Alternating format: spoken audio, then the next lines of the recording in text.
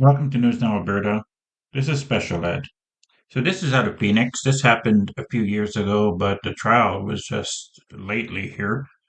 It's about a woman that was driving down a road, and a cop basically walked in front of her car, and she hit him, and she killed him. That's a tragedy, but another tragedy is what the cops try to do to this woman. I mourn and cry for this man that lost his life, even though I never met him. This is Nubia Rodriguez. You may not recognize her, but you almost certainly know the incident she was involved in. 4 years ago, Phoenix officer Paul Rutherford was hit and killed by Nubia's SUV after he ran into traffic without looking. Well, tonight, in an exclusive interview, she tells her story to ABC 15 Chief Investigator Dave Miskabing. It is a story about being wrongly charged, about the ongoing trauma for everyone involved, and holding Phoenix police accountable for trying to turn a tragedy into a crime. So this is nothing new. They always try to change everything or anything into a crime. On March 21st, 2019, Officer Paul Rutherford was responding to a minor crash on Indian School Road and 75th Avenue. Then, without warning, he ran out into traffic to cross the road. Now, we paused before the crash. That SUV was Nubia Rodriguez's. You know, just a heartbreaking situation just from day one. He jumped in front of me. Like, why would he do that? Why? That's Nubia at the scene. After that day, she heard nothing from police. She had no idea they were slowly building a case against her. But then a year and a half later, she got a letter in the mail. Is there any warning before you get this letter? None. Oh, so it's like comes in the mail, or someone serves you? It looked like junk mail, and that's how I find out. I just essentially You lost being it. charged with negligent homicide. So the focus is on criminal negligence. She was indicted for negligent homicide. That can carry years and years in prison. This is a sad, tragic accident. It has 2 victims. Correct. Is that how you see it? I feel like there's a lot of victims because of this. Officer Paul Rutherford, Nubia Rodriguez, and the many people who love them both. Victims that she and her lawyer believe haven't gotten the truth, and therefore the chance to fully move on. They're now planning to sue. We're looking at the video where the cop basically runs in front of the car, and you wonder, well, how can they indict her for that? Well, what they did is the cops did everything in their power so the judge can't see that video.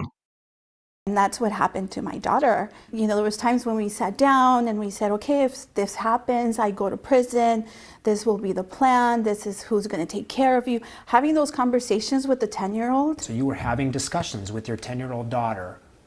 Here's what's going to happen if I go to prison. I had to. For you, what does this case come down to? Well, it comes down to right and wrong. It's right to prosecute criminals, and it's wrong to set up people to be criminals. This is a copy of the settlement demand, and if the city doesn't settle, they'll file a lawsuit. It states the Phoenix Police Department made Nubia public enemy #1. It turned her into a scapegoat for Officer Rutherford's death. The city of Phoenix started this malicious prosecution. The city of Phoenix doubled down on this malicious prosecution by hiding evidence from the grand jury. The claim highlights many of the facts we've shown in previous reports, like police didn't tell the grand jury the truth, they manipulated facts, and they withheld this video evidence from the grand jury who indicted Nubia. I can't even make this stuff up. What matters is... And when a judge finally saw the video 2 years after the charges were brought, the case was dismissed. So as soon as the judge was able to see that video 2 years later, for 2 years this woman was in court. He dismissed everything on the spot because the video basically shows that the cop walked in front of her car. Whether he was an officer or not, he ran out in front of her. Here's something we haven't told you about Nubia yet. She was a therapeutic foster mom. At the time of the charges, she was in the process of adopting a foster child. I had her for a year and 6 months when the indictment came in, and to the day of her birthday, she's super excited. You know, she's a little girl, and we celebrate her birthday, and I get a call where they essentially say she's being removed because your fingerprint clearance card On her was birthday. revoked on her birthday. We literally had, I don't know, 15, 20 minutes to like pack her stuff. And this is all She's on her crying. birthday? All on her birthday. On her birthday, my daughter is hysterical. We are crying. The entire family is just so upset. And she is saying, you know, did I do something wrong? Now, with the charges behind her, Nubia has not been able to get info on where she is in the system. Yet another person impacted by this tragedy. I don't want to take away from the fact that an accident happened, someone lost their lives.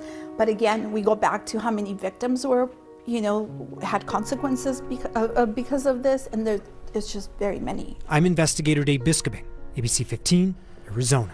Now, the Phoenix Police Department declined to comment for this story. So because of these tyrant pigs, a little girl lost a chance to be adopted by what seems to be a great mother. They charged her with stupid charges. She almost lost her daughter. If she went to jail, her daughter would have had to live with someone else.